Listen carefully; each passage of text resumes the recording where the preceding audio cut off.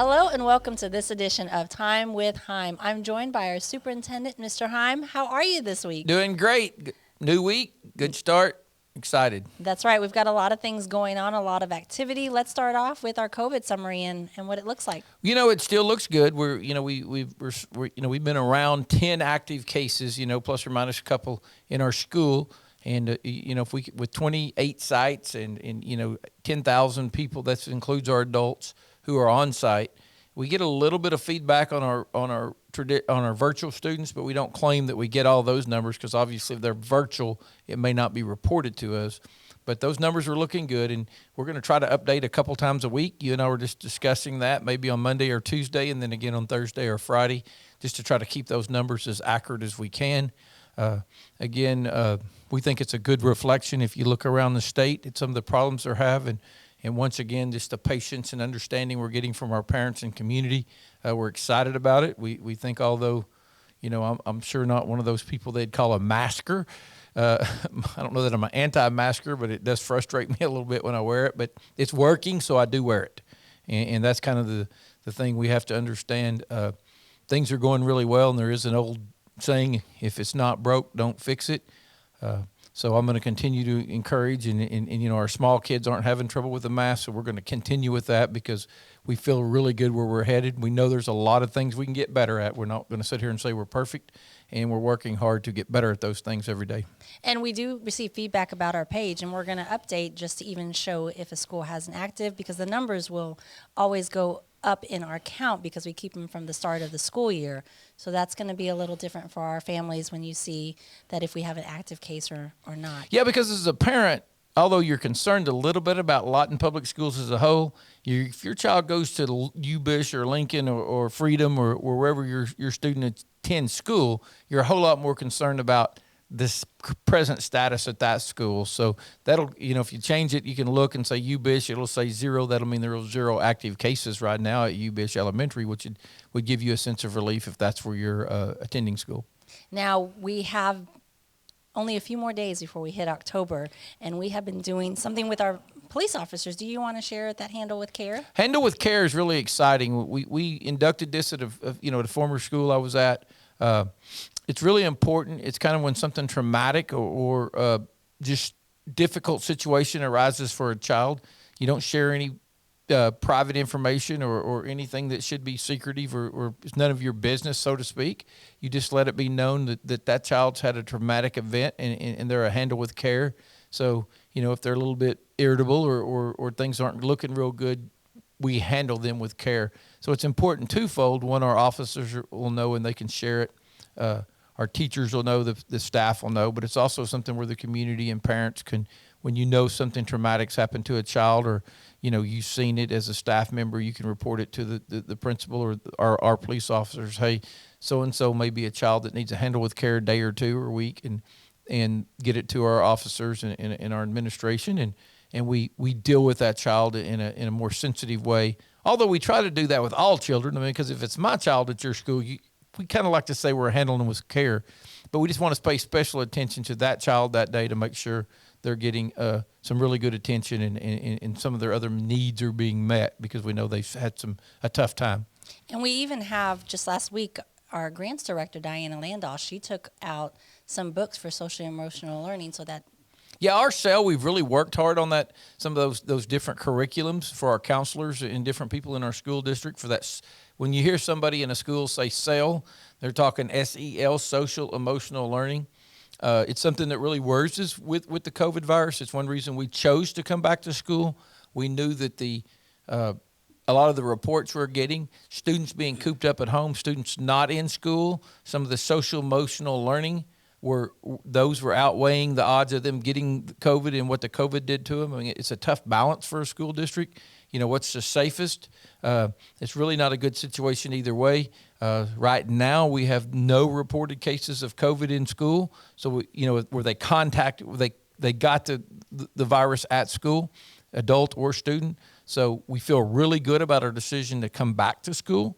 And we really think but we know if we ever have to get students are stuck at home again for an extended period of time, such as last year, March through August, We know there's some social and emotional learning issues there, so we're working really hard with our grants director and different things on that social emotional learning and meeting those challenges. And we ask that families that may have not even enrolled yet, because we're still trying to find some of our students that have not come back to school, and you may see officers out there looking. Yes.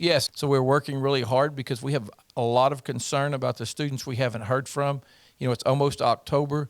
If we haven't heard from the student, but yet nobody's contacted us requesting their records, where is that student at? Are they in limbo? Are they in, where should they be? And so we are sending wellness checks out with our officers. They're doing a great job.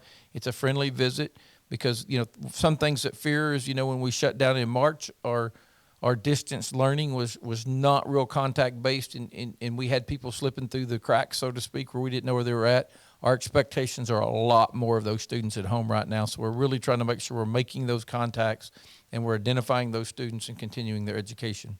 October brings a lot of good days for us, one of those being parent-teacher conferences. Do you want to share what's going on? Well, and that's a tough thing because we know as a district, and you can't make goals and develop, as a superintendent, as district leaders, you're always developing goals. How do you make a school work? People say that partnership we have between the school and the educators and the parents is so important in the overall education or the learning of our students. So creating that partnership and building those relationships is very, very important to us.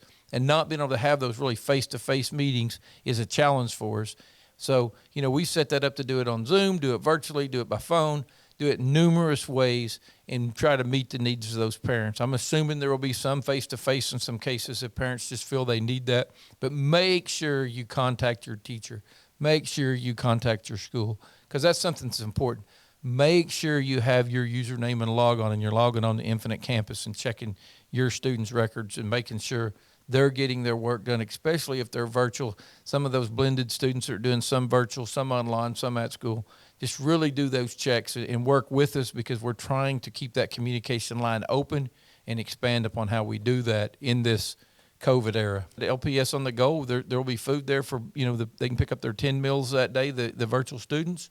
Some other opportunities there, and hopefully we're there to meet some needs, answer some questions, work on any tech issues someone may have.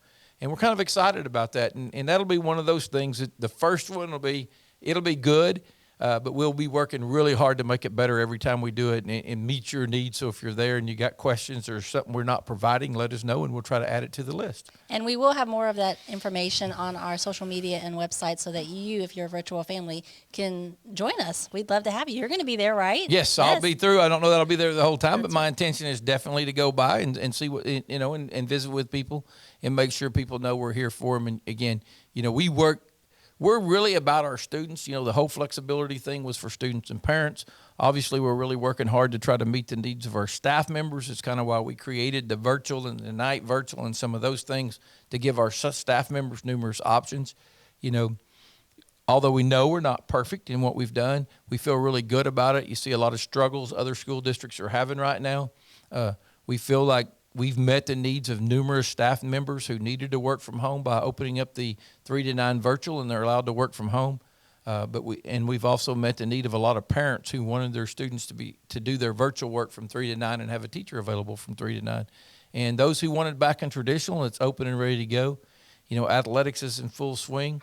It's as normal as an October is about to get here as you can. And it's amazing how slow it was from March to August, but once school started, it has seemed to be in fast forward. And speaking of fast forward, we are about to hit our first real break, right? Yep, fall breaks right there. And for those who don't know, you kind of look on the calendar and you talk to different people. Fall break is a little different at LPS this year. That's right. Fall break starts the 9th, Friday the 9th.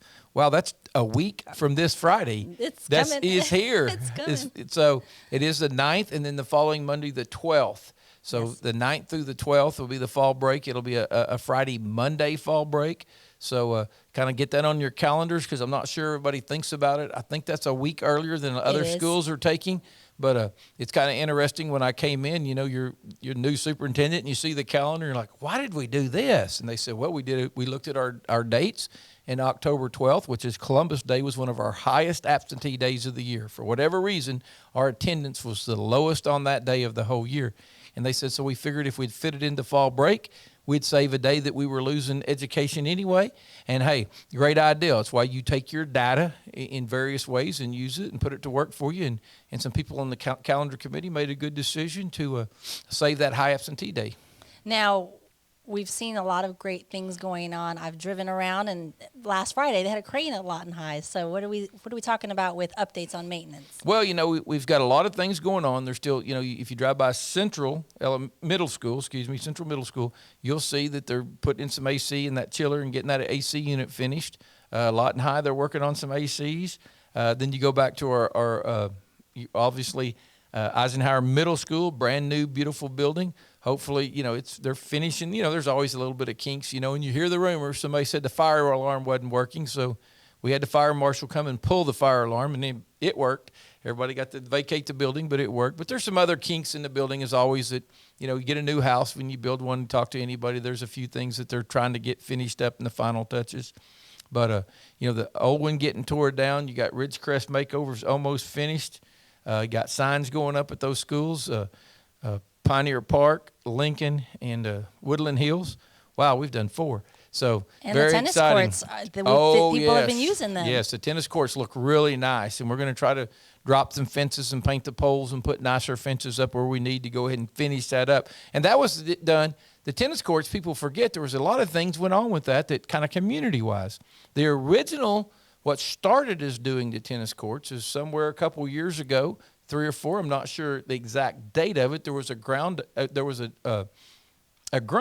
the McMahon Foundation. Thank you to the McMahon Foundation. Yes, very big supporters of LPS. I'm learning, but they are very big supporters. But they had submitted money for us to redo those. And when I got here and realized that wasn't done, we jumped on and honored that side and got those done. And so that, again, and then the great thing was because we were doing them and doing so many, we had got a really good price. So the city were doing theirs, so they got the company to give them basically the same price, even saved a little bit for us. So we're pretty excited, working together with the city and the foundations and things. When we're all working together, we do great things for our students. And it's amazing to see. We want you to see what we've been working on. So here's a quick video for you.